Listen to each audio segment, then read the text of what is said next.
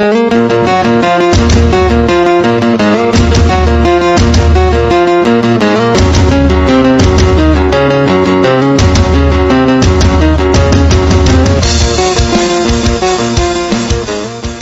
178 bekerja sama.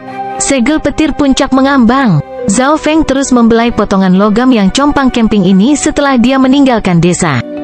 Dari segi material, logam ini sangat rata-rata tetapi mengandung jumlah niat yang luar biasa di dalamnya. Niat ini pendek tapi sangat dalam sehingga melebihi level Zhao Feng. Aku hanya bisa memahami bagian terkecil dari segel petir jambul terapung ini dan ini karena aku telah mempelajari Lightning Wind Palm. Pikiran Zhao Feng berubah. Setelah bergabung dengan mata kiri misterius, pemahamannya menakutkan, jauh lebih kuat dari banyak orang jenius. Namun, meskipun dia memiliki Lightning Wind Palm sebagai dasar, dia hanya bisa mengerti sedikit dari Floating Crest Lightning Seal. Selanjutnya, dia merasa bahwa aura dari segel petir puncak terapung mirip dengan telapak angin petir, meskipun yang pertama lebih dari 100 kali lebih kuat dari yang terakhir. Lightning Wind Palm hanya menggunakan angin untuk mengumpulkan petir, sedangkan Floating Crest Lightning Seal langsung mengendalikan petir. Apa hubungan keduanya? Zhao Feng ingat bahwa Lightning Wind Palm adalah keterampilan kuno yang tidak lengkap. Pada saat yang sama, ada teknik yang kuat di klan yang memungkinkan pembudidaya mendominasi tingkat kultivasi mereka. Beberapa dari skill ini diperoleh dari Floating Crest Palace. Misalnya, air surgawi gelap utara Bemoy, ini diperoleh oleh Haiyun Master dari Floating Crest Palace. Sepertinya Lightning Seal Floating Crest ini tidak diberikan hanya karena penampilanku di desa. Zhao Feng menghela nafas dalam hatinya. The Floating Crest Lightning Seal tampaknya memiliki asal yang sama dengan Lightning Wind Palm. Dia membuka mata kirinya dan menyalin pemandangan dari segel petir ke dalam pikirannya, tetapi kekuatan pemandangan itu terlalu kuat. Dia harus menggunakan semua energi mentalnya sebelum berhasil menyalinnya. Zhao Feng melakukan ini sehingga barang ini benar-benar miliknya. Dia tahu bahwa dia tidak akan dapat sepenuhnya memahami segel petir puncak mengambang dalam waktu singkat dan siapa yang tahu apa yang akan dilakukan klan setelah persidangan. Mereka bahkan mungkin mengambilnya sendiri. Menurut aturan, klan akan mengambil beberapa harta karun dan memberikan poin kontribusi sebagai imbalan. Setelah menyingkirkan segel petir puncak terapung, Zhao Feng menuju ke arah lain. Dia memiliki seluruh peta pulau batas langit dalam pikirannya dan tempat di mana mungkin ada harta karun telah ditandai. Tujuan berikutnya agak jauh, tetapi tempat itu telah dianalisis oleh Zhao Feng, artinya tempat ini mungkin istimewa atau besar. Target pertamanya itu adalah area yang benar-benar terlarang, yang menyebabkan suhu seluruh pulau batas langit turun. Harta di dalam bukanlah sesuatu yang bisa dia miliki. Target keduanya, Zhao Feng masih belum bisa menemukan segel petir mengambang. Adapun target ketiga, Zhao Feng memperkirakan bahwa itu akan mirip dengan taman kuno Beimoy yang terlupakan. Dalam perjalanan melalui tempat yang sunyi, Zhao Feng merasakan kekuatan sejati yang akrab di dekatnya. Zhao Feng melihat bahwa Lin Fan berjarak 4 hingga 5 mil dengan mata kirinya. Kekuatan sejati yang dipancarkan dari Lin Fan kuat, seperti dia baru saja menerobos ke langit ketiga dari alam naik belum lama ini. Zhao Feng memastikan bahwa penutup matanya terpasang dan bertemu dengan Lin Fan. Saudara Zhao, saya tidak berpikir bahwa kita akan bisa bertemu. Lin Fan sangat senang.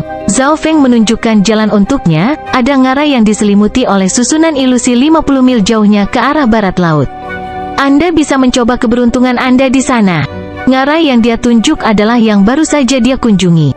Zhao Feng ingin tahu apakah Lin Fan menghadapi ilusi yang sama dengannya. Tentu saja, tidak ada jaminan sukses. Dari ngarai, ada kuil tersembunyi yang jaraknya puluhan mil ke arah selatan, Anda juga bisa mencobanya. Petik 2. Zhao Feng meminta Lin Fan tempat lain dengan harta karun. Lin Fan telah menerobos belum lama ini dan dia sangat terkejut. Saudara Zhao, Anda sepertinya tahu tempat ini dengan sangat baik. Jelas, saya menghabiskan beberapa hari mengamati situasi di Sky Boundary Island. Saya melihat hampir semuanya dalam radius 100 hingga 200 mil sebelum saya mulai. Zhao Feng memberikan mata putih saat dia berkata dengan setengah benar dan setengah berbohong. Lin Fan tidak bisa membantu tetapi lebih mengagumi Zhao Feng ketika dia mendengar ini. Yang lain tidak akan menyerahkan harta jika mereka melihatnya, tetapi Zhao Feng bahkan tidak pergi ke apapun dalam 5 hari pertama. Yang terakhir pertama kali mengintai daerah itu terlebih dahulu untuk mengetahui situasinya. Ada pepatah yang mengatakan, mengenal diri sendiri dan musuh berarti kemenangan. Dari tindakan pertama yang dilakukan Zhao Feng, dapat dilihat bahwa tujuannya lebih jauh dari semua peserta lainnya. Setelah mengucapkan selamat tinggal kepada Lin Fan, Zhao Feng melanjutkan menuju tujuan ketiganya. 6 hari telah berlalu dalam uji coba puncak mengambang, dengan hanya 3 hingga 4 hari tersisa. Zhao Feng mempercepat langkahnya. Tujuan ketiga agak jauh, tetapi untungnya binatang buas yang seharusnya ada di sekitar telah menghilang, yang memungkinkan Zhao Feng melakukan perjalanan lebih cepat. Setengah hari kemudian, Zhao Feng tiba di lapangan rumput. Sebelumnya, ada segerombolan burung yang kuat terbang di langit. Setiap kelompok jauh lebih menakutkan daripada kelelawar darah hitam di tahap kedua. Tetapi karena penurunan suhu yang tiba-tiba yang membekukan seluruh pulau, jumlah burung ini turun drastis. Zhao Feng meningkatkan kecepatannya dan dia melewati taman yang indah. Awalnya ada sejumlah besar tawon beracun di sini dengan yang terlemah di alam naik setengah langkah dan mayoritas di langit pertama dan kedua. Ada puluhan ribu dari mereka dan jika ada yang tidak beruntung dikelilingi oleh mereka. Zhao Feng menghela nafas. Gerombolan tawon beracun sekarang bersembunyi karena kedinginan.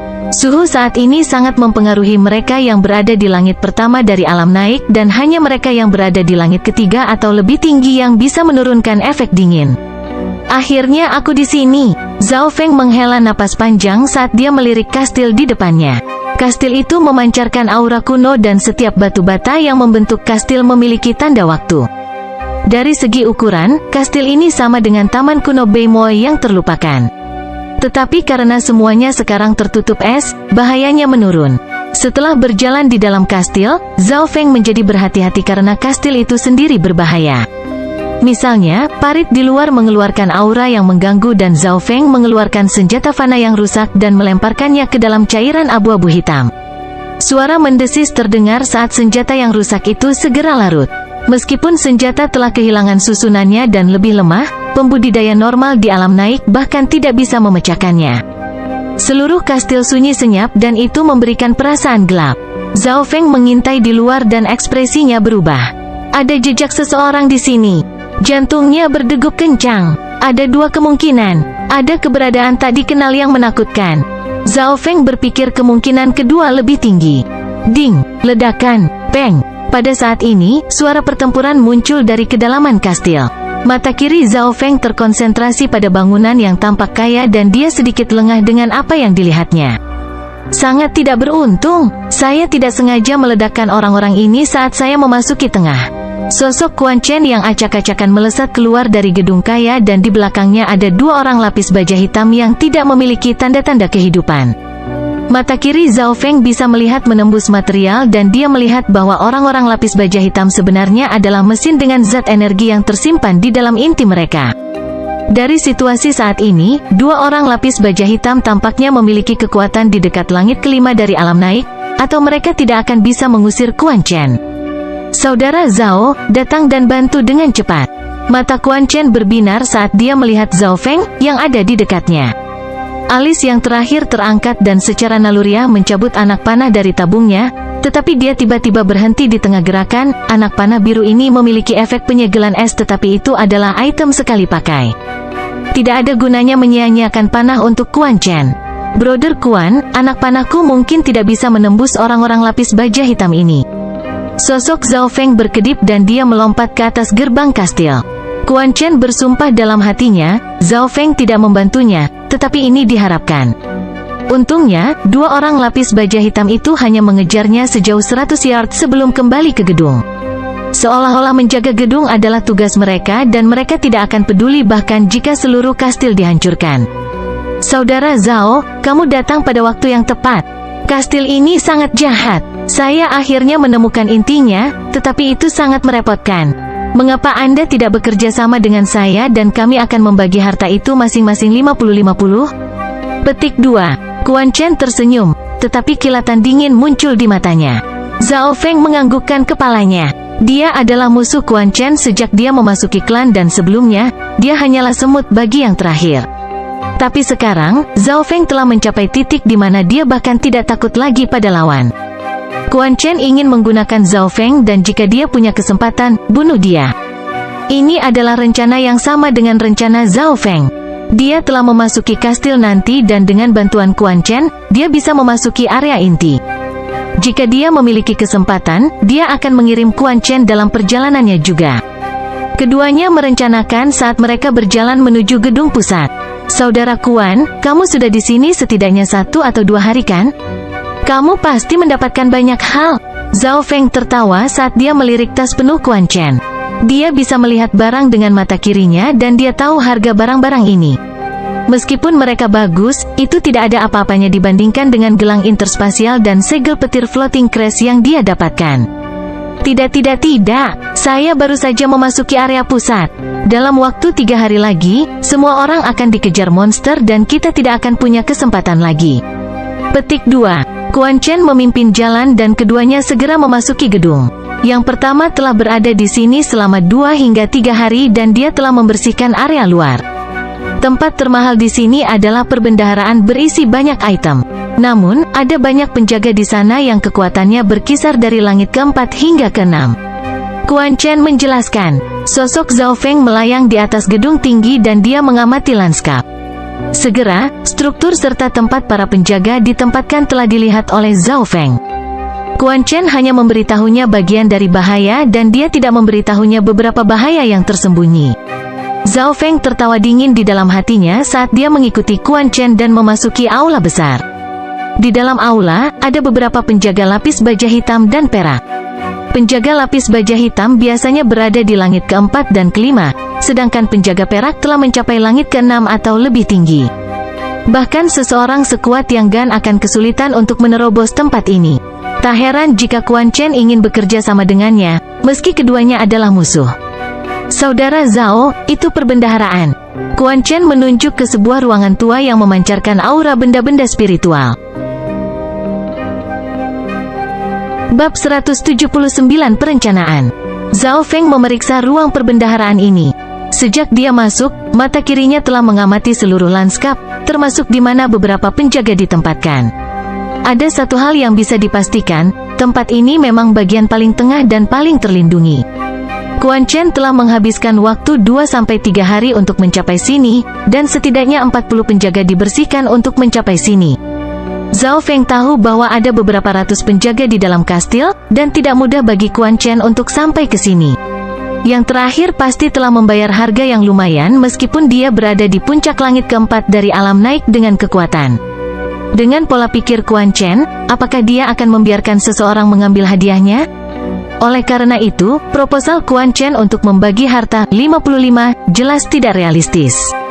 Zhao Feng mengerti bahwa dengan menggunakan Quan Chen, dia telah tiba di area pusat dengan sedikit kesulitan. Perbendaharaan di depannya berukuran sama dengan ruang tunggu, jika tidak sedikit lebih besar, dan aura harta karun di dalamnya bisa membuat jantung para kultivator berdebar kencang. Sebuah firasat aura dari ini lebih kuat dari senjata spiritual biasa. Indra Zhao Feng bahkan lebih tajam daripada Quan Chen. Bagaimanapun, dia telah menangani senjata spiritual sebelumnya.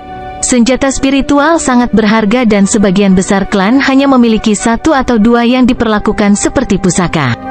Lebih jauh lagi, ini hanya aura dari perbendaharaan, mungkin bahkan bukan 1/100 dari aura sejati di dalamnya. Saudara Zhao, mengapa kita tidak berpisah? Salah satu dari kita mengalihkan perhatian sebagian besar penjaga sementara yang lain masuk ke dalam perbendaharaan dan mencuri semua harta karun? Petik 2. Quan Chen tersenyum. Mencuri, saudara Quan, jangan membuatnya terdengar terlalu buruk. Tidak ada pemilik di sini, siapa yang tahu sudah berapa tahun sejak kematiannya? Kami menerimanya dengan terang-terangan. Petik 2. Zhao Feng mencibir. Ya, kami menerimanya. Quan Chen tertawa terbahak-bahak dan menekan amarah di hatinya. Sejak kapan semut ini berani berbicara dengannya seperti ini? Keduanya kemudian mendiskusikan siapa yang akan memikat para penjaga dan siapa yang akan merampas harta karun itu.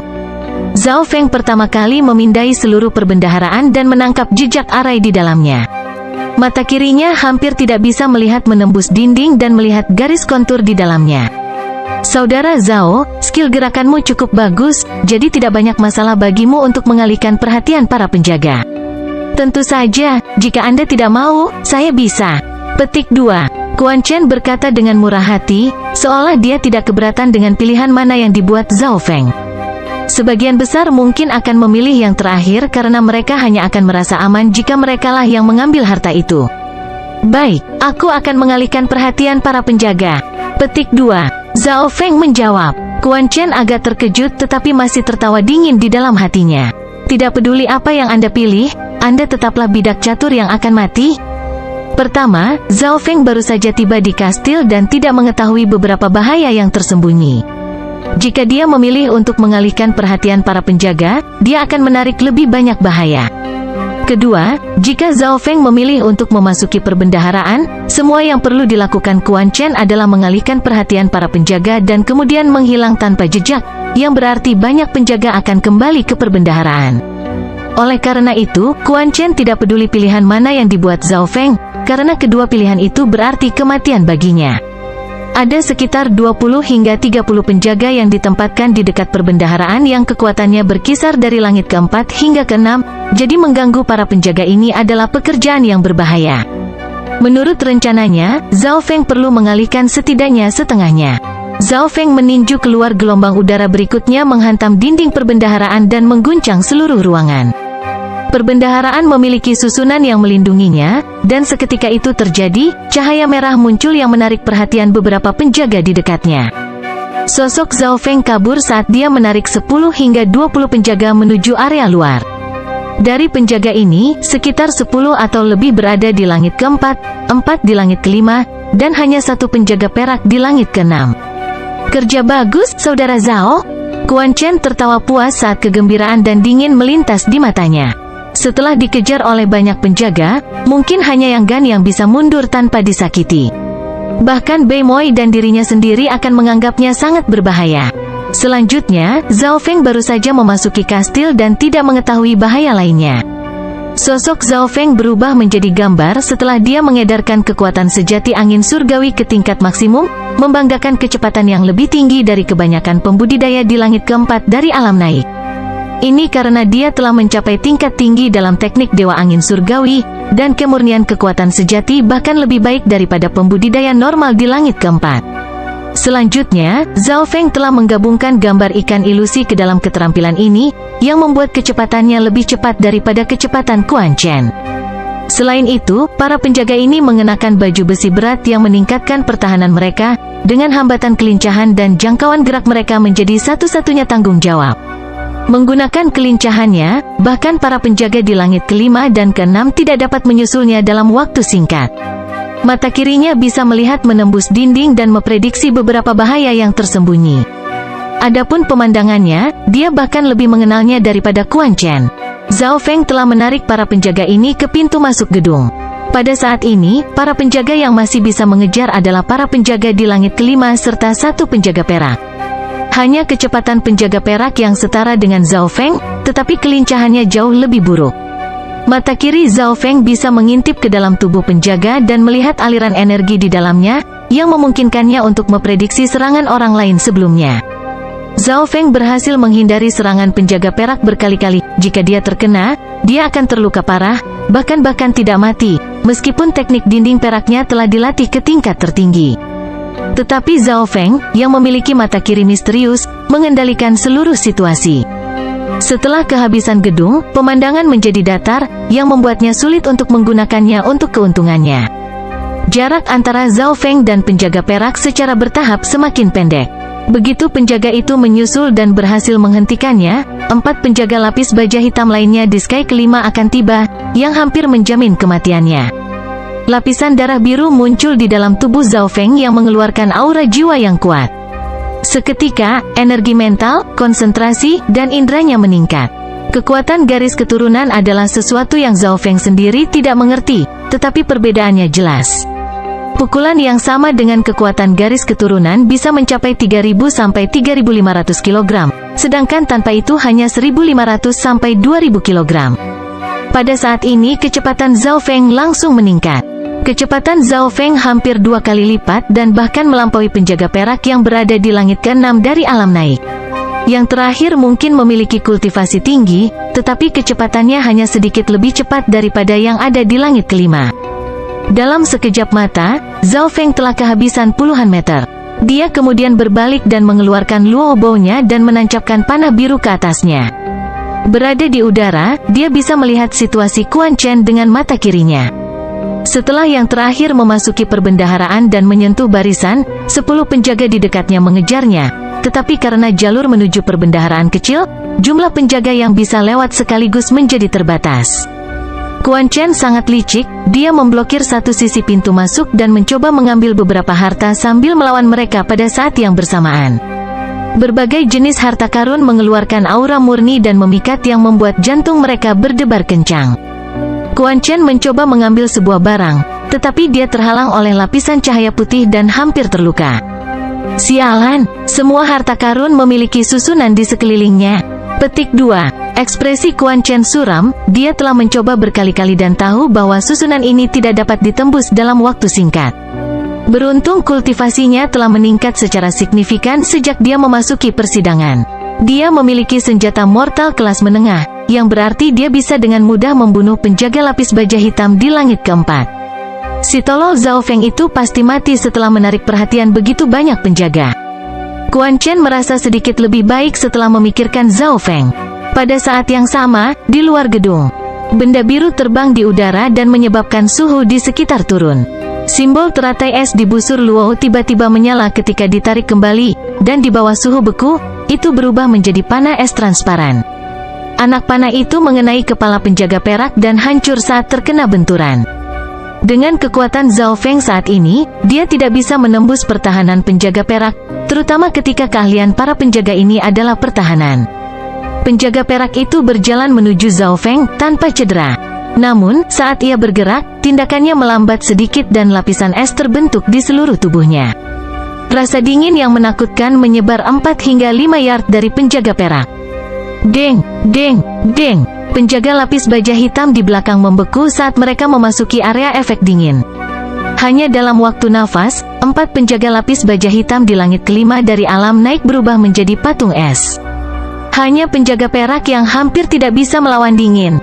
Pada titik ini, penjaga perak serta 4 penjaga lapis baja hitam dikendalikan oleh satu panah Zhao Feng. Efeknya jauh lebih besar dari yang diharapkan Zhao Feng. Yang terakhir membuka mata kirinya dan menyadari bahwa lapisan es memanjang melalui bagian-bagian penjaga, segera mencapai inti di mana energi disimpan. Penjaga ini tidak memiliki kehidupan tetapi memiliki banyak bagian di dalamnya. Begitu mereka dibekukan, itu akan mempengaruhi jumlah energi yang ditransfer. Dari kelihatannya, 4 penjaga hitam telah disegel dalam es dan tidak akan bisa melarikan diri dalam waktu singkat. Itu adalah pelindung perak yang masih melawan. Tetapi bahkan jika itu bisa menembus segel es, kecepatannya akan dibatasi. Zhao Feng tidak peduli dengan penjaga ini lagi dan kembali ke gedung. Di area tengah, Quan Chen masih berhadapan dengan para penjaga. Tetapi para penjaga ini sepertinya tidak pintar atau mereka bisa memanggil ratusan penjaga yang tersisa. Kecuali seseorang berada di alam roh sejati, tidak ada yang bisa lolos dari curahan penjaga seperti itu. Zhao Feng mendarat di atap dekat bendahara dan menonton pertunjukan di bawah. Saat Zhao Feng kembali, para penjaga hitam yang belum menyusulnya kembali ke perbendaharaan. Sebanyak 20-30 pengawal lapis baja akan mengelilingi perbendaharaan. Bocah Zhao Feng itu sudah dihabisi? Ekspresi Quan Chen berubah saat dia menebas ke depan dengan berat, merobek 2 penjaga lapis baja hitam menjadi beberapa bagian. Dia melaju menuju pintu keluar gedung, tetapi sebelum dia mencapainya, hawa dingin perak datang dari arah yang berlawanan. Quan Chen cegukan saat dia melihat penjaga perak yang diselimuti lapisan es ini. Sesosok tertawa ringan dan masuk ke dalam perbendaharaan sementara Quan Chen dikejar oleh para penjaga. Saat ini, tidak ada penjaga yang tersisa di sekitarnya. Bab 180 Bukit Es. Sosok itu memang Zhao Feng. Rencananya sempurna, para penjaga yang mengejarnya telah kembali ke perbendaharaan setelah kehilangan jejaknya, memaksa Quan Chen melarikan diri dengan semua penjaga mengejarnya. Zhao Feng telah menemukan bahwa semua barang di perbendaharaan dilindungi oleh arai, yang tidak dapat dipecahkan dalam waktu singkat. Oleh karena itu, dia memutuskan untuk menarik perhatian para penjaga terlebih dahulu, dan kemudian membiarkan Quan Chen menghadapi semua api. Karena mata kirinya, Zhao Feng memiliki kendali penuh. Baik di pasar dan medan perang, tidak ada yang lebih penting dari informasi, dan Zhao Feng memiliki keunggulan ini, yang memungkinkannya memenangkan setiap pertempuran. Zhao Feng sedikit linglung saat dia masuk ke dalam perbendaharaan. Kemudian, dia menjadi sangat bersemangat. Ada sejumlah besar item di dalamnya, beberapa adalah senjata, barang koleksi lainnya seperti seni, kaligrafi, baju besi, peta, dan hal-hal lain yang tidak dapat dia sebutkan.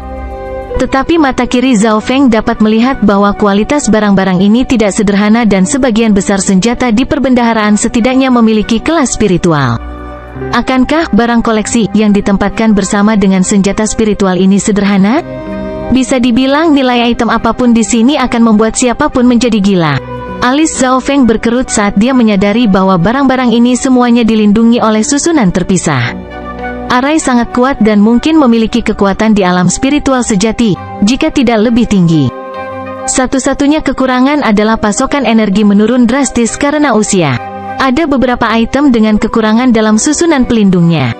Tentu saja, orang normal tidak akan bisa melihat ini.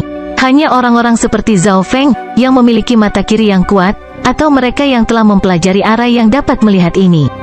Kekuatan setiap rangkaian perlindungan sangat kuat dan mereka dapat memperbaiki diri mereka sendiri. Jika seseorang di langit keempat dari alam Ascended menyerang salah satu dari mereka selama 2 hingga 3 hari berturut-turut, setidaknya itu akan rusak. Zhao Feng menyimpulkan. Untuk mengkonfirmasi spekulasinya, dia mengirimkan serangan telapak tangan di salah satu item. Cahaya putih muncul dan mendorong Zhao Feng mundur, tetapi yang terakhir telah mengharapkan ini dan keluar darinya tanpa cedera.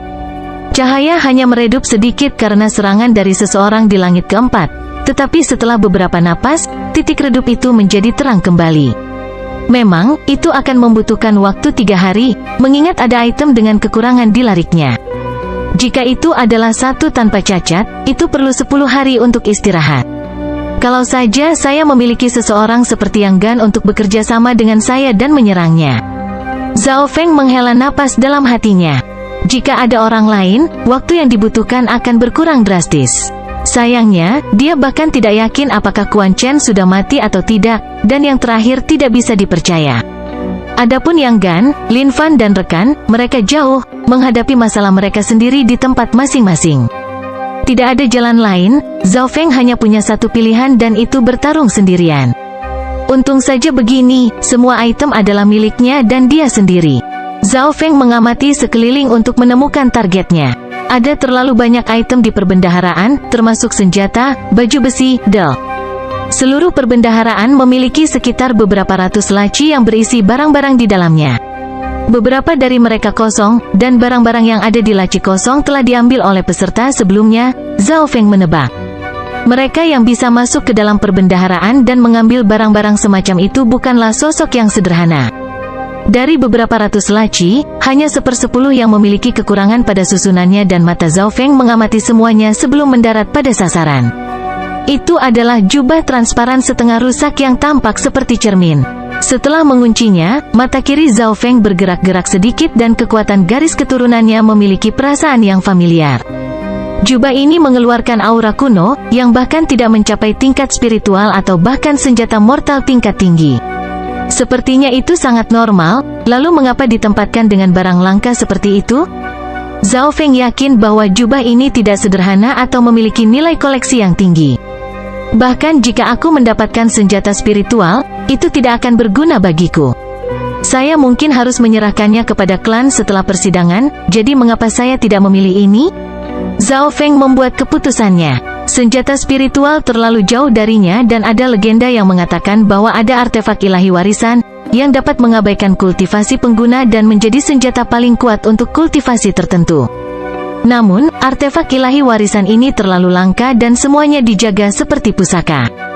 Peng, peng, peng. Zhao Feng menghancurkan laci dengan telapak tangan demi telapak tangan dan keterampilan yang dia gunakan adalah petir angin palem. Yang terbaik adalah pertama-tama menyempurnakan keterampilan ini dan dengan setiap telapak tangan yang dia keluarkan, Zhao Feng akan meningkatkannya dalam pikirannya. Tingkat serangannya konstan, nafas untuk 2 nafas waktu istirahat antara masing-masing telapak tangan, memungkinkan dia untuk bertahan lebih lama. Setelah beberapa saat, Zhao Feng mendengar suara langkah kaki, yang seharusnya milik para penjaga yang mundur. Para penjaga ini bukanlah idiot. Jika mereka menemukan ada sesuatu yang salah, mereka pasti akan datang dan memeriksanya. Seandainya saja saya bisa mengatur susunan kedap suara di sini. Zhao Feng berhenti dan dia berpikir keras. Susunan kedap suara tidak terlalu sulit untuk diatur, tetapi masalah yang dialami Zhao Feng adalah dia kekurangan bahan. Ini adalah batasan terbesar bagi Master Arai, jika tidak ada bahannya, tidak ada yang bisa dibuat. Tentu saja, jika seseorang memiliki materi sebelumnya, mereka bisa membantai sekelompok orang yang lebih kuat dari mereka sendiri. Zhao Feng membalik-balik cincin interspatialnya, yang berisi semua yang dimilikinya. Sayangnya, saya kehilangan 2 materi.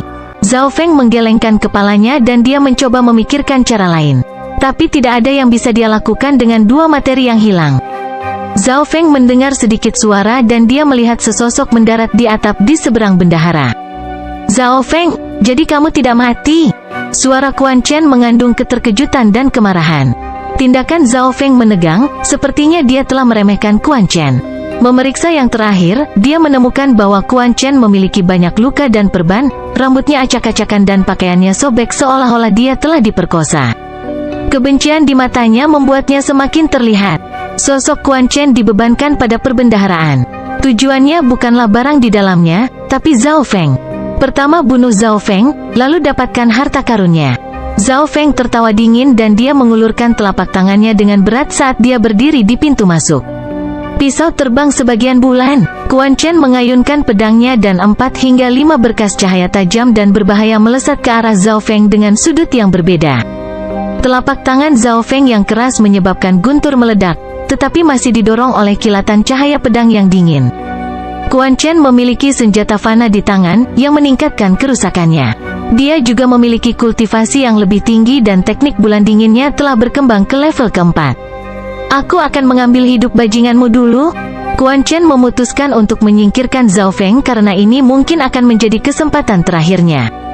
Penghancur petir angin. Zhao Feng mengedarkan kekuatan sejati dan keterampilannya secara maksimal dan senandung guntur bahkan lebih keras dari sebelumnya. Tapi Quan Chen memiliki senjata mortal kelas menengah, dan dia mampu mendorong.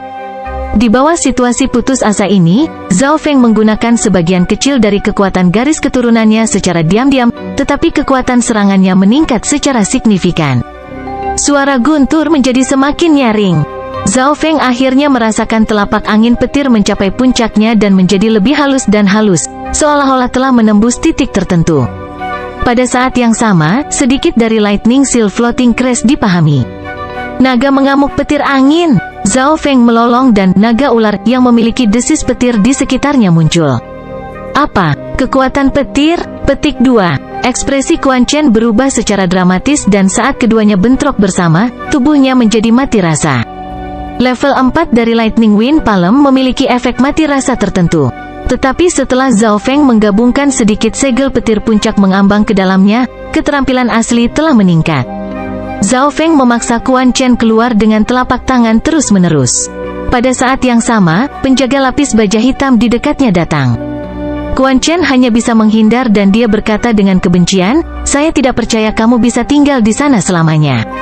"Hehe, kamu mau kemana?" Zhao Feng mengeluarkan busur luo-nya dan membuat panah biru di dalamnya sebelum menembakkannya ke arah pintu masuk. Panah biru menembus udara dan melesat ke arah Quan Chen dengan kedinginan yang menakutkan. Yang terakhir tahu betapa menakutkannya keterampilan memanah Zhao Feng dan dia langsung memasang lapisan kekuatan sejati dan menjatuhkan dirinya ke tanah. Panah biru menggores bahunya dan menembus penjaga di dekatnya.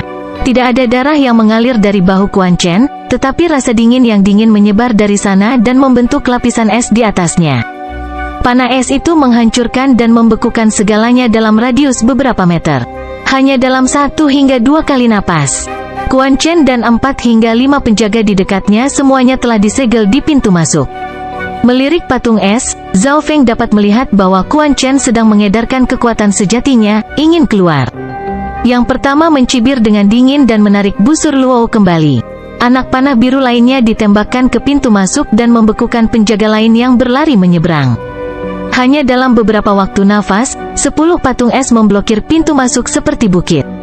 Hahaha, bagus. 1 panah, 2 burung. Petik 2. Zhao Feng tidak bisa menahan tawanya. Bukit es menjadi penghalang yang memaksa penjaga lainnya pergi. Begitu mereka mendekat, mereka akan disegel dalam es juga. Rasa dingin dari dua anak panah es sangat menghancurkan. Mata kiri Zhao Feng melihat menembus es dan melihat bahwa kekuatan sejati, darah dan kekuatan hidup Quan Chen mulai membeku. Bab 181 mulai pengejaran. 10 sosok disegel dalam es, menciptakan bukit miniatur yang dingin. Ini termasuk Quan Chen yang disegel tepat di tengah. Zhao Feng melihat bahwa dalam setengah hari hingga 3 hari, Quan Chen akan mati karena kedinginan. Karena Quan Chen bahkan belum mencapai langit kelima, tidak mungkin baginya untuk menerobos kekuatan dua anak panah. Hanya Yang Gan yang memiliki kekuatan untuk melakukan ini. Panah itu sendiri tidak memiliki banyak kekuatan, tapi efek tambahannya luar biasa. Zhao Feng menganggukkan kepalanya dan tersenyum. Situasi saat ini tampak bagus untuk Zhao Feng. Bukit es kecil telah menutup pintu masuk dan itu menjadi penghalang pelindung, yang memungkinkannya untuk menghancurkan susunan di dalamnya. Dalam sekejap mata, Zhao Feng telah muncul di depan laci yang berisi jubah tua setengah transparan. Aura kuno dan misterius yang dihasilkannya mempercepat detak jantungnya. Karena gangguan saat itu, susunannya telah sembuh sendiri, yang berarti Zhao Feng harus memulai dari awal lagi. Zhao Feng mengulurkan telapak tangannya dan seberkas kilat muncul, yang menyebabkan laci sedikit bergetar dan cahaya putih redup samar. Setelah mendapatkan sedikit wawasan tentang segel petir mengambang, Zhao Feng telah mencapai tingkat tinggi di petir angin palem. Tingkat kelima dari Lightning Wind Palem jauh lebih kuat dari yang keempat. Pada level ini, dia bisa menggunakan petir untuk mematikan rasa lawan, tapi seseorang perlu memahami petir terlebih dahulu. Jika dia tidak mendapatkan segel petir lambang mengambang, Zhao Feng mungkin harus menghabiskan waktu lama untuk mendapatkan pemahaman dan pemahaman. Peng, si. Tingkat serangan Zhao Feng tidak cepat dan dia tidak menggunakan seluruh kekuatannya, tetapi kerusakan setiap gerakan sebanding dengan langit keempat. Level kelima dari Lightning Wind Palem memang kuat. Ini seperti menambahkan sayap pada harimau setelah menggabungkan sedikit segel petir lambang terapung ke dalamnya. Petik 2. Zhao Feng bisa merasakan petir di setiap telapak tangan, yang bisa membuat lawan mati rasa. Jika musuh lemah, telapak tangan pertama Zhao Feng bisa mengejutkan lawan, menyebabkan dia tidak bisa bergerak. Melalui serangan itu, Zhao Feng terus menyempurnakan palem angin petir karena palem angin petir adalah pekerjaan yang kasar, pencipta belum menyempurnakannya. Zhao Feng terus mengubahnya dan segel petir terapung juga membantu. Sementara dia menyempurnakannya, bahaya yang terlibat juga menurun. Ini berarti bahwa Lightning Wind Palem tingkat kelima Zhao Feng jauh lebih kuat daripada orang lain yang telah melatihnya. Dia telah menggunakan ini untuk memaksa kembali Quan Chen saat itu. Seseorang harus tahu, Quan Chen berada di puncak langit keempat dan dia memiliki senjata mortal kelas menengah. Di bawah situasi ini, dia masih didorong mundur oleh Zhao Feng secara langsung. Dari sini, kekuatan palem angin petir bisa dilihat. Jika Zhao Feng sepenuhnya mengaktifkan kekuatan garis keturunannya, dia bahkan memiliki kemampuan untuk membunuh Quan Chen dengan satu telapak tangan. Peng, si. Serangan Zhao Feng mengikuti ritme, tidak cepat atau lambat, tetapi masih menyebabkan susunan meredup dengan setiap pukulan.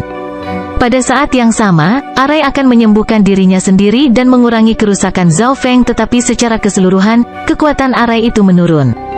Melalui serangan itu, Zhao Feng akan menyempurnakan telapak tangan angin petir dan meningkatkan kekuatannya sambil mengurangi bahayanya. Tentu saja staminanya terbatas. Dia akan beristirahat sejenak setiap jam dan meneguk anggur spiritual atau makan beberapa pil setiap 4 jam. Dalam sekejap mata, 2-3 hari telah berlalu. Telapak tangan yang menggelegar menghantam cahaya putih dari cahaya dan menghancurkannya. Ekspresi Zhao Feng berubah menjadi kegembiraan saat dia dengan cepat meraih jubah yang sudah usang. Menurut pemahaman Zhao Feng, susunan itu perlahan akan memperbaiki dirinya sendiri meskipun benar-benar rusak. Zhao Feng memeriksa jubah abu-abu gelap dan dia memasukkan kekuatan sejati ke dalam untuk memeriksanya. Ketika dia memasukkan sejumlah kecil kekuatan sejati, jubah itu sepertinya menjadi lebih transparan. Zhao Feng mengenakan jubah dan dia memasukkan lebih banyak kekuatan sejati ke dalamnya serta menempatkan beberapa kekuatan dari garis keturunannya. Tiba-tiba, aura yang tak terlihat menyelimuti seluruh tubuh Zhao Feng, yang memberinya perasaan seperti dia adalah udara. Melalui pemeriksaan mata kirinya, dia menyadari bahwa cahaya yang tiba di tempatnya sedang bengkok, mempengaruhi penglihatan orang lain. Gaib, mata Zhao Feng berkedip dan dia berkata, di mata makhluk lain, Zhao Feng seperti udara. Dia tidak menyangka jubah itu memiliki kemampuan yang begitu unik. Selain itu, Zhao Feng merasa tubuhnya menjadi seringan bulu. Sesosok hantu muncul beberapa meter di dalam gudang. Zhao Feng merasakan kelincahan dan kecepatannya meningkat secara dramatis. Melalui pemeriksaan, Zhao Feng telah menyadari bahwa jubah ini memiliki kemampuan tembus pandang dan peningkatan kecepatan. Tapi entah bagaimana, ketika dia hanya memasukkan kekuatan sejati, tidak ada yang berhasil. Hanya sampai dia memasukkan kekuatan garis keturunannya, efeknya terjadi. Mungkin karena jubahnya sudah sedikit rusak. Zhao Feng tidak terlalu memikirkannya. Dia menghitung waktu dan memperkirakan monster black metal akan mulai mengejar mereka dalam waktu beberapa jam. Tidak ada yang bisa menghadapi serangan dari alam roh sejati. Zhao Feng memindai perbendaharaan dan dia dengan ringan menghela nafas sebelum berjalan keluar. Dinginnya bukit es telah menurun drastis. Ekspresi Zhao Feng berubah saat dia melihatnya. Telapak angin petir, Zhao Feng memasukkan kekuatan penuhnya ke telapak tangannya dan dia menghancurkannya ke bukit es. Bukit es terbelah menjadi beberapa bagian dan penjaga yang membeku hancur. Namun, tidak ada apa-apa di tengah bukit es itu. Sosok Quan Chen telah menghilang. The Floating Crest Trial terlalu baik. Saat seseorang menghadapi kematian, Floating Crest Token di dalamnya akan mengirim mereka keluar. Petik 2. Mata Zhao Feng berbinar saat dia menyimpulkan. Setiap peserta memiliki Floating Crest Token yang digabungkan di dalamnya. Oleh karena itu, seseorang hanya dapat membunuh seseorang jika mereka memiliki kekuatan absolut dan kemampuan untuk membunuh mereka secara instan sebelum token mengirim mereka keluar. Selama beberapa hari terakhir Zhao Feng terus menyerang Arai sambil menyempurnakan palem angin petirnya pada saat yang sama. Dia tidak tahu apa yang terjadi atau bagaimana Quan Chen menghilang. Oh well, Quan Chen satu-satunya nyamuk yang bisa dengan mudah kubunuh dengan kekuatanku saat ini. Sosok Zhao Feng melintas saat dia berjalan keluar. Kekuatan aneh menyelimuti tubuhnya saat dia mengenakan jubah. Seketika, Zhao Feng menjadi sosok transparan dan sebagian besar penjaga yang mengelilingi gedung bahkan tidak bisa merasakannya. Jubah yang sudah usang bisa membuat Zhao Feng tidak terlihat dan hanya jika yang terakhir bergerak cepat akan ada riak. Saat ini, kecepatan Zhao Feng sebanding dengan langit kelima. Lebih penting lagi, dia hanya perlu memasukkan kekuatan garis keturunannya sekali, dia dapat terus mempertahankannya dengan menggunakan kekuatan sejati setelahnya. Haha, sebut saja itu, jubah bayangan Yin. Zhao Feng tertawa saat keluar dari kastil. Begitu dia melakukannya, dia merasakan tekanan membebani dirinya, seperti dia telah dikunci oleh keberadaan yang menakutkan. Pada waktu bersamaan, Yang Gan, Bei Moi, Ran Xiaoyuan, semua peserta di setiap lokasi Pulau Batas Langit merasakan tekanan. Tekanan ini membuat jantung mereka berdetak kencang. Apakah pengejaran akan segera dimulai? Zhao Feng bergumam saat dia mengamati sekelilingnya dengan mata kirinya. Dari jarak 10 yard, riak dan aura yang menghancurkan muncul yang membuatnya sulit untuk bernapas. Sebuah pintu putih bercahaya muncul di area riak dan dari situ sesosok kabur keluar. Itu adalah monster logam dengan sepasang sayap bertingkat 3 dengan mata hijau. Lapisan hijau mengelilinginya dan itu melepaskan auranya, menciptakan gelombang udara yang mendorong ke segala arah. Ekspresi Zhao Feng berubah saat dia melaju ke arah lain. Monster black metal melepaskan lolongan yang menggetarkan jiwa, yang menyebabkan jantung Zhao Feng berdetak kencang. Sepasang sayap melambai di udara saat monster black metal itu melompat ke arah Zhao Feng. Keberadaan di alam roh sejati mengejarnya. Tulang Zhao Feng menjadi dingin saat dia menjadi sosok buram yang melesat ke kejauhan. Untungnya, kecepatan monster itu hanya sebanding dengan Sky kedua, hanya sedikit lebih cepat dari tahap pertama. Fiuh, setidaknya kecepatannya tidak cepat. Zhao Feng menghela napas. Jika kecepatan monster black metal itu terlalu cepat atau bahkan pada level yang sama dengan para pembudidaya, tidak ada yang akan bertahan sehari. Ini karena itu di alam roh sejati, yang berarti kekuatan sejati akan 10-20 kali lebih padat daripada di alam naik dan akan mampu mengejar selama berbulan-bulan tanpa masalah. Zhao Feng segera menyingkirkan monster itu, tetapi monster itu akan segera menyusul jika dia istirahat. Yang lebih menakutkan adalah kecepatan monster black metal itu meningkat sedikit demi sedikit seiring waktu. Semakin lama bertahan, semakin menakutkan pengejarannya. Ini berarti bahwa pada akhirnya, monster black metal memang bisa mencapai alam roh sejati dalam hal kecepatan. Zhao Feng menarik napas dalam-dalam. Mungkin ada imbalan besar di Sky Boundary Island, tetapi uji coba tidak akan membiarkan Anda menemukannya tanpa pekerjaan. Pada saat yang sama, semua murid lainnya menghadapi pengejaran ini. Di dalam taman kuno yang terlupakan. Sayangnya, sudah waktunya. Bei Moi bergegas keluar dari Istana Hijau dan berlari berputar-putar di sekitar taman. Di belakangnya, monster black metal mengikutinya dan auranya yang menakutkan menyebabkan binatang di dekatnya menyebar ketakutan. Bei Moi saat ini lebih kuat dari sebelumnya, dia telah menembus langit keempat 2 hari lalu, tetapi dia masih harus lari. Hutan menara tinggi, Yang yang berada di setengah langkah, langit ke-6 hanya punya pilihan untuk melarikan diri juga. Menghadapi keberadaan di alam roh sejati, tidak masalah jika Anda berada di langit ke-4 atau ke-6 karena Anda berdua akan langsung terbunuh dalam satu serangan. Semua murid yang berpartisipasi melarikan diri.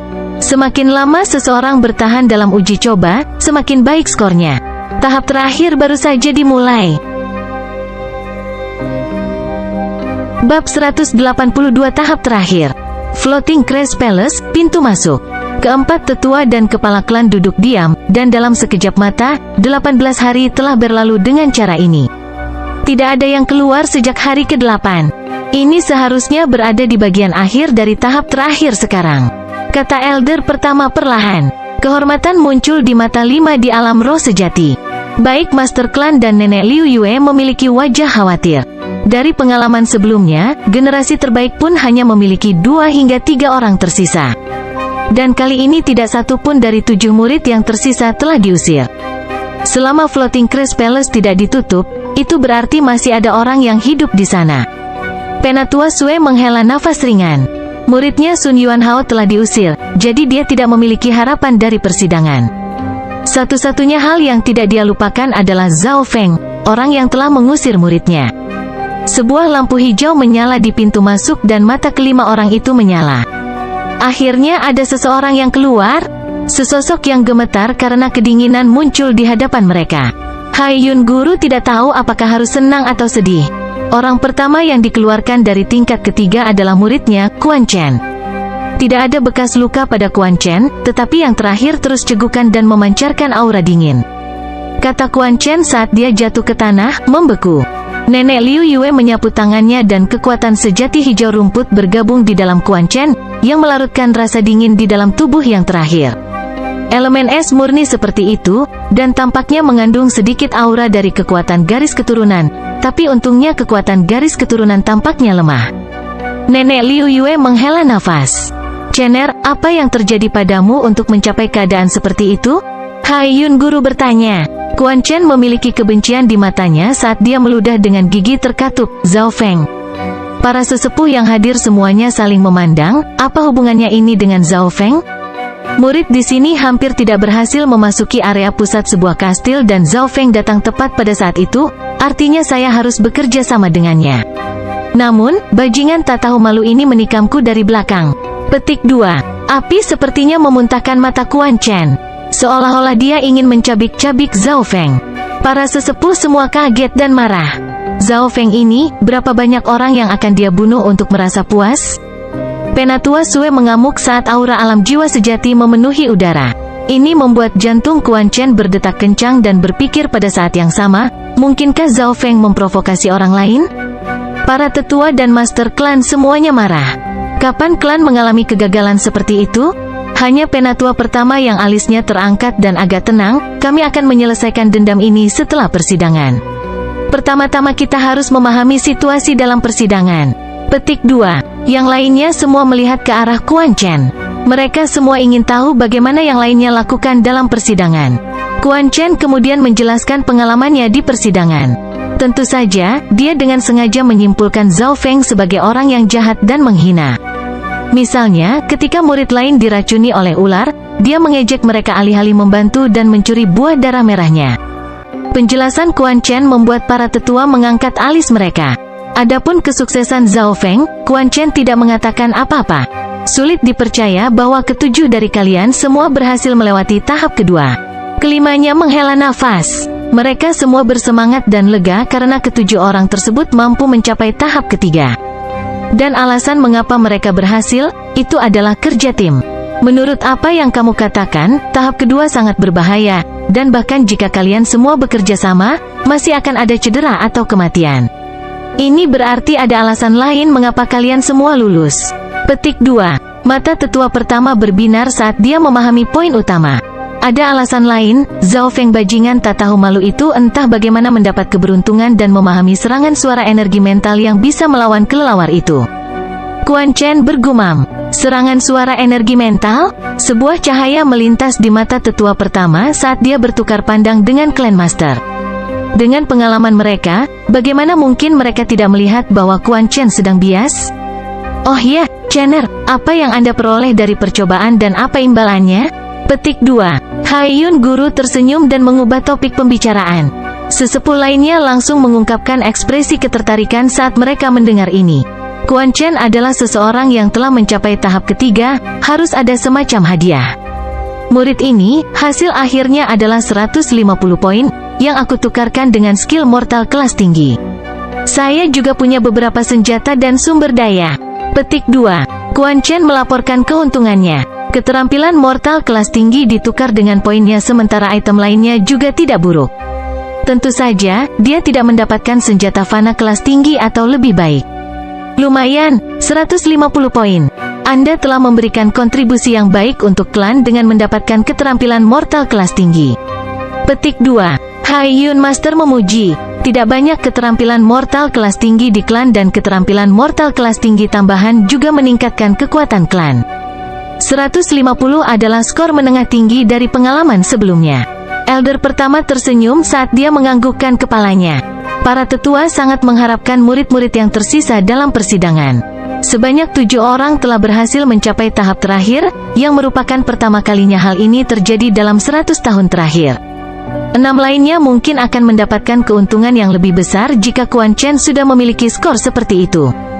Sudah 18 hari sekarang, dan dari 10 persidangan terakhir, hanya Brother Haiyun yang mampu bertahan lebih dari 1 bulan. Wajah Nenek Liu Yue memerah saat dia tertawa. Haiyun Master telah mengalahkan rekor dalam 100 tahun terakhir dan merupakan satu-satunya yang bertahan sebulan atau lebih dalam puluhan percobaan sebelumnya. Ini adalah skor terbaik. Namun, dari penampilan generasi ini, ada peluang untuk mengalahkannya. Para sesepuh sangat bersemangat. Berapa skor tertinggi kali ini? Apakah mungkin untuk mengalahkan rekor Haiyun Master? Guru Haiyun termasuk juga berharap dan berpikir dalam hati, Beimoy, sebaiknya Anda tidak mengecewakan saya. Uji coba Floating Crest, Sky Boundary Island. Dalam sekejap mata, 1 hari telah berlalu. Sosok Zhao Feng terbang dengan mantap melalui pegunungan es. Dia hanya menggunakan setengah dari kecepatannya tapi mampu melempar monster black metal itu dengan mudah. Kecepatan monster menjadi lebih cepat. Zhao Feng berhenti dan merasa sedikit tertekan. Menurut perkiraannya, monster black metal akan mencapai kecepatan Sky keempat sekitar hari kelima, dan begitu itu terjadi, bahkan yang Gan, yang terkuat, akan kesulitan untuk bertahan hidup. Ini karena monster black metal tidak perlu istirahat atau mendapatkan kembali energinya sementara para murid melakukannya. Ini juga berarti bahwa kecepatan antara langit ketiga dan keempat adalah celah yang besar. Selanjutnya bahkan ada beberapa murid yang bahkan belum mencapai langit keempat dari alam naik, yang berarti tidak mungkin bagi mereka untuk bertahan hingga hari kelima.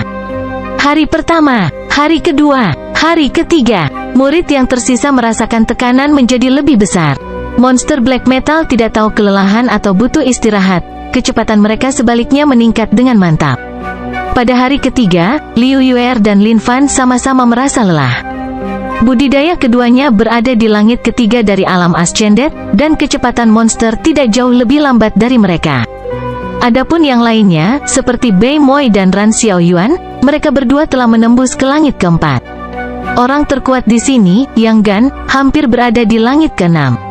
Uji coba kali ini memberikan nilai yang lebih tinggi dan memaksimalkan potensi mereka. Jika terus seperti ini, kecepatan monster black metal akan menyusulku pada hari ketujuh.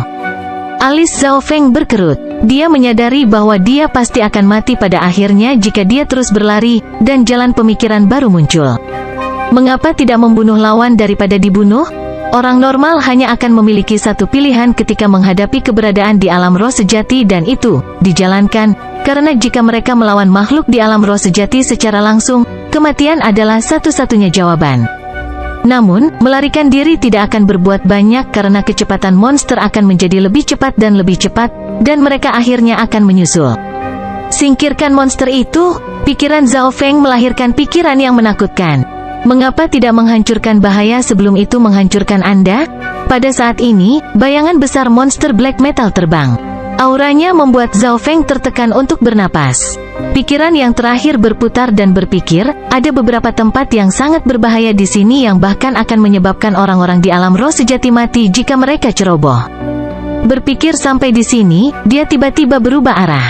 Tujuan, Sungai Es Ular Naga. Kecepatan Zhao Feng meningkat secara dramatis saat dia menggunakan kemampuan jubah bayangan yin dan menuju ke air mata kristal biru di kolam beku.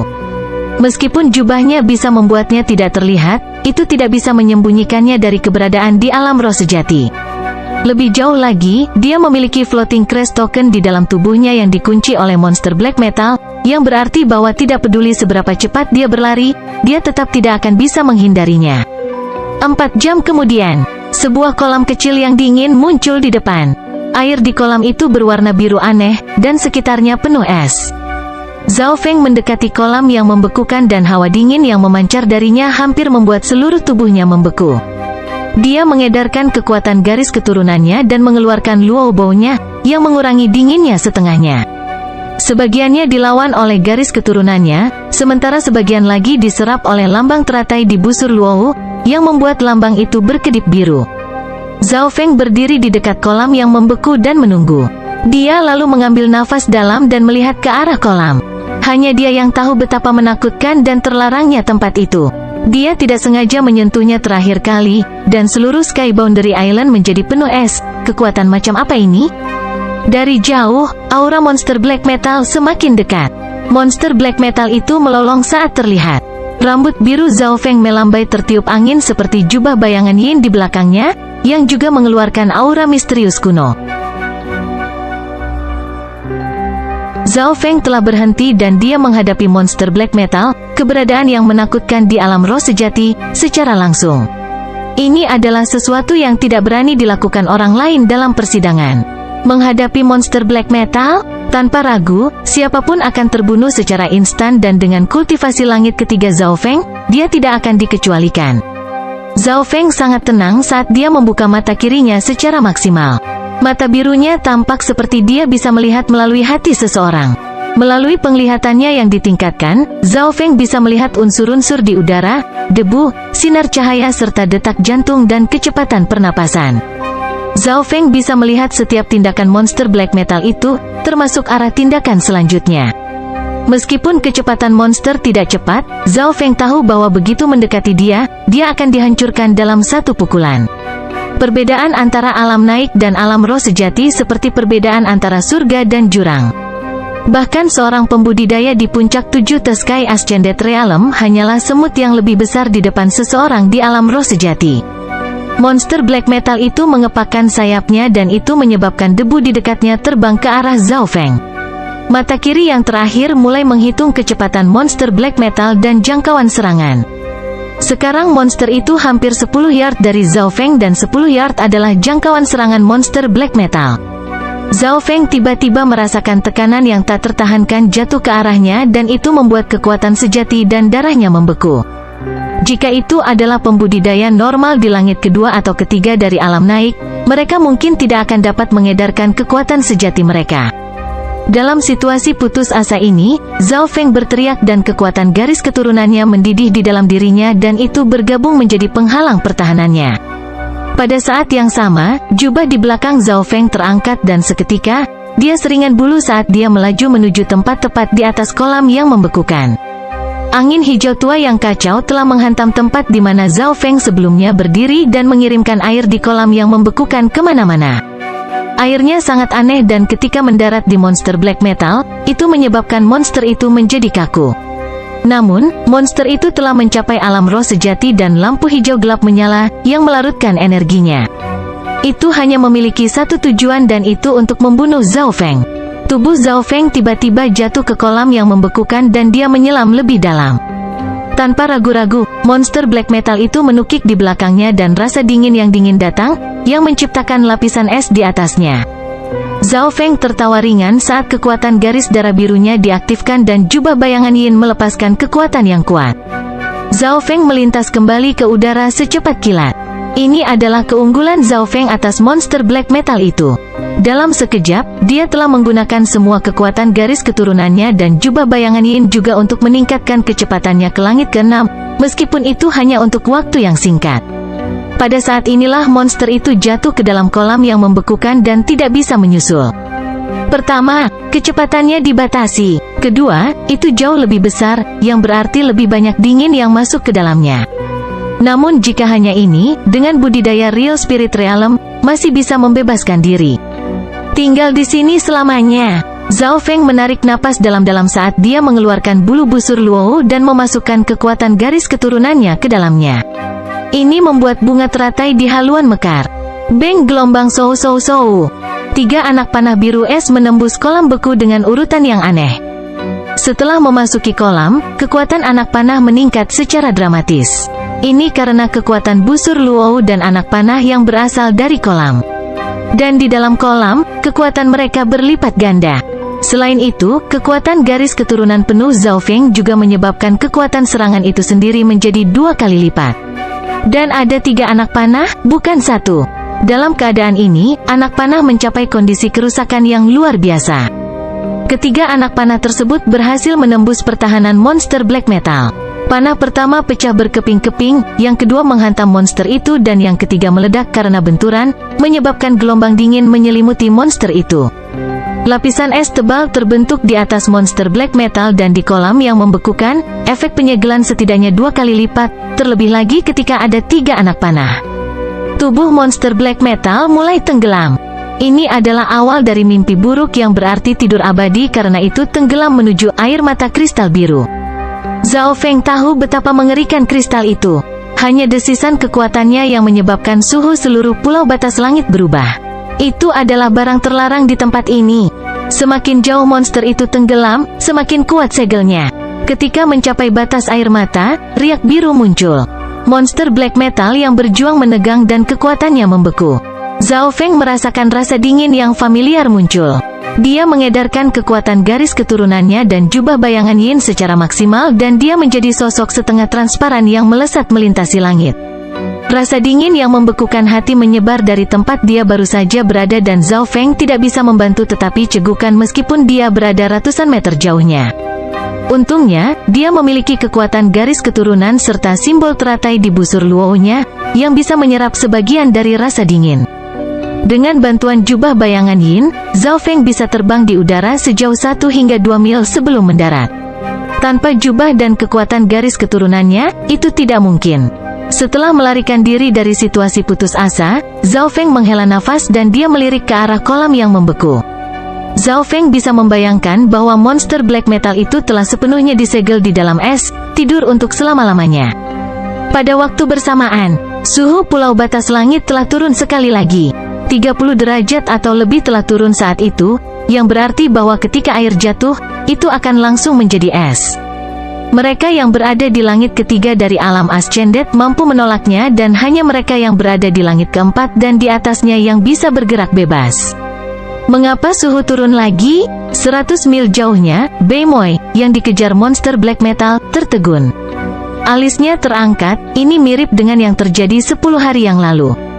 Tapi instingnya memberitahunya bahwa ini buatan manusia, bukan yang disebabkan oleh Sky Boundary Island. Karena dia hampir memiliki tubuh spiritual bumi, dia bisa merasakan perubahan elemen udara lebih baik daripada kebanyakan lainnya.